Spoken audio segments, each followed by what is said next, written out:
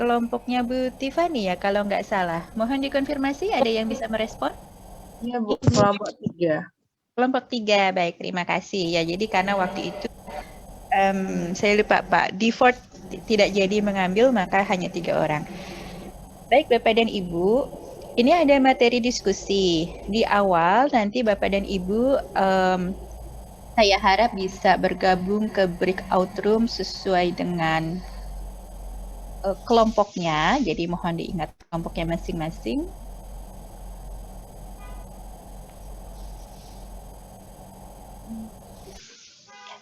Jadi nanti akan dibagi 4 breakout rooms di mana Bapak dan Ibu bisa bergabung untuk mendiskusikan.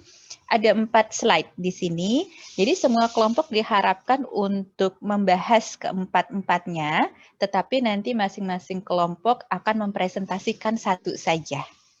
Ya, jadi ini teknis, jadi mohon latihan hitungan, nanti Pak Yudi membantu mengoreksi kalau ada Bapak dan Ibu yang masih kurang tepat.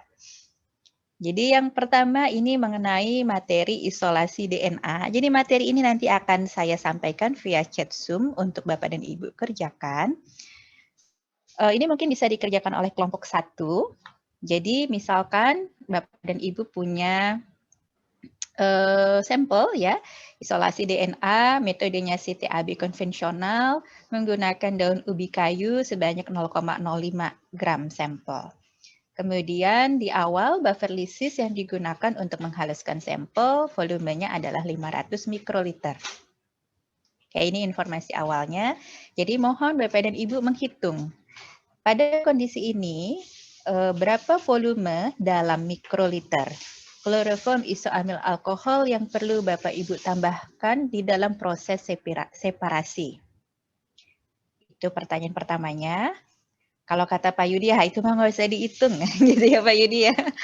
Nah, kemudian yang kedua, jika pada proses separasi Bapak dan Ibu berhasil mengambil 450 mikroliter supernatan, berarti berapa volume etanol 100% dalam mikroliter yang perlu ditambahkan dalam proses presipitasi? Dalam proses presipitasi juga, jika diperlukan penambahan garam, yang dalam hal ini digunakan 3 molar sodium asetat, berapa mikroliter 3 molar sodium asetat yang perlu ditambahkan? Oke, hanya 3 poin dari materi pertama yang perlu disiapkan jawabannya oleh Bapak dan Ibu, dan mohon nanti kelompok 1 yang mempresentasikan hasilnya. Ya, dan tentu saja bukan hanya angka atau jawaban, mohon disampaikan juga misalnya sekilas dasar teorinya atau cara perhitungannya.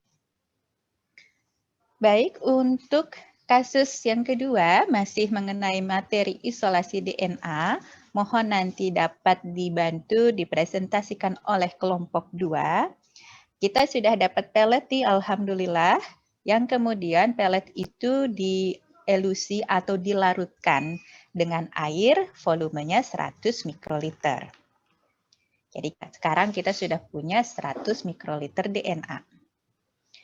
Nah, dari larutan DNA tersebut sebanyak 7,5 mikroliter dilarutkan menjadi 1,5 mililiter untuk penghitungan absorbansi menggunakan spektrofotometer.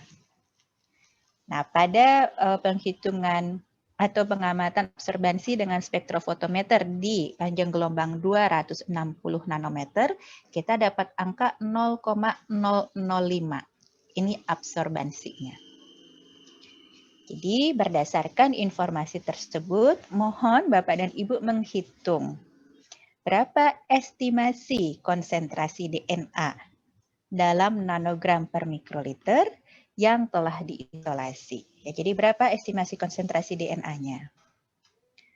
Kemudian, jika diperlukan pemekatan konsentrasi DNA menjadi 2 kali lipatnya dari estimasi yang terukur di poin pertama, apa yang dapat Bapak Ibu lakukan?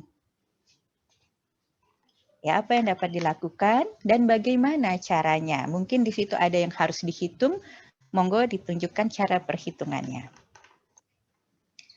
Menyambung juga dari poin yang pertama, Jika pada saat diukur dengan spektrofotometer, Bapak dan Ibu mendapatkan rasio A260 per A280 kurang dari 1,6.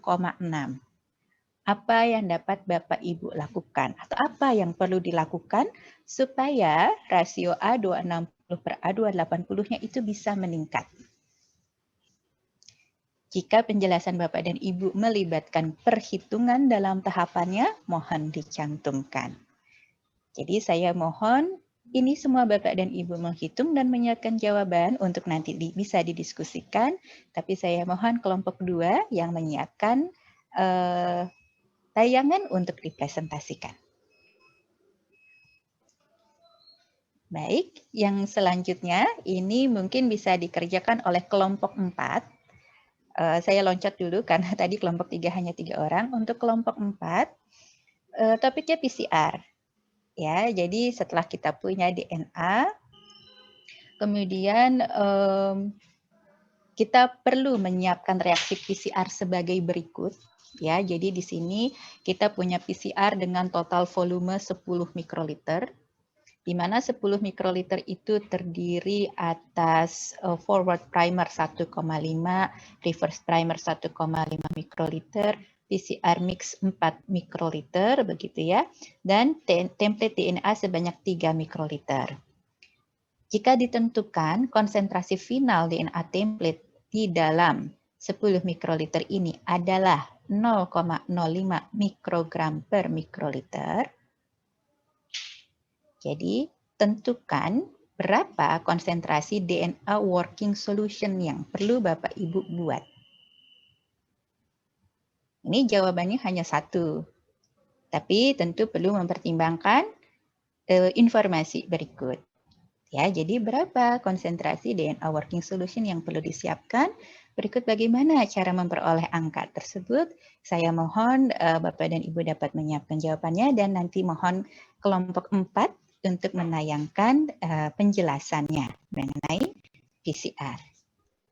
Setelah PCR, kita akan elektroforesis. Dan ini saya mohon kelompok 3 dapat membantu menjelaskan satu fenomena. Ya, jika saya nggak tahu, kayaknya kelompok 3 ibu-ibu semua.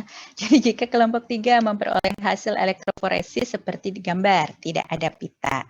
Di mana kondisi elektroforesis ini adalah pada konsentrasi agarose 0,8% dengan buffer TAE 0,5 kali dan di running pada constant voltage di 50 volt selama 45 menit dengan volume sampel PCR yang di loading adalah 5 mikroliter.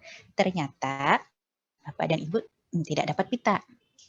Dalam kasus ini, mohon dapat dijelaskan modifikasi apa yang dapat dilakukan pada tahapan elektroforesis. Saya tidak bertanya pada tahapan PCR atau tahapan sebelumnya, namun modifikasi apa yang bisa Bapak Ibu lakukan pada tahapan elektroforesis untuk meningkatkan peluang memperoleh pita. Artinya pitanya supaya bisa dilihat. Nah, ini mohon kelompok 3 dapat menyiapkan tayangan untuk penjelasannya. Materi ini akan saya share di chat. Sebentar ya, sekarang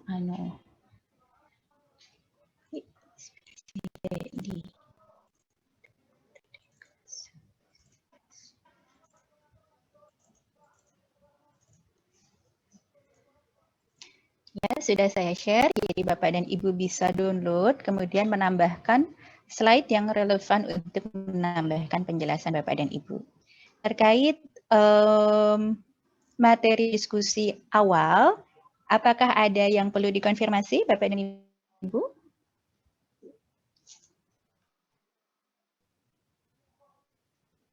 Mohon feedback jika sudah jelas, ada yang bisa menjawab jelas, kemudian kita bisa lanjut. Izin bertanya Bu Sinto. Silakan Pak Sri.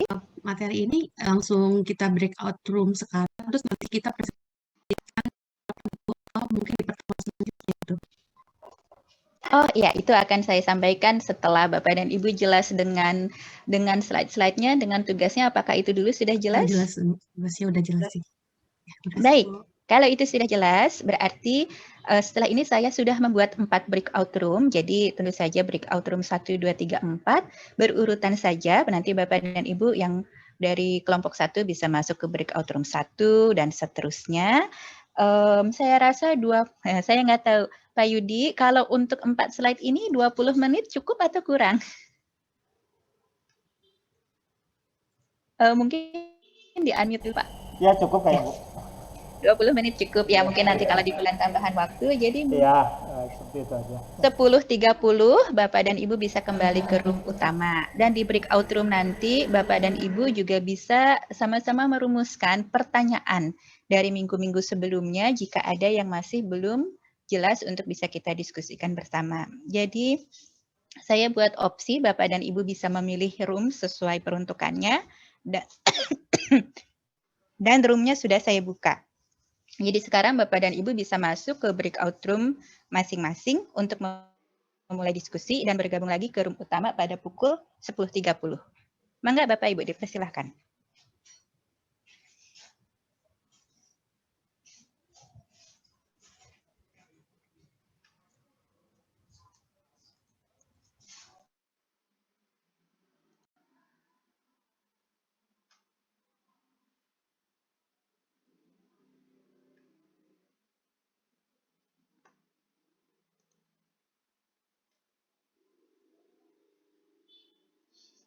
Waduh, muter.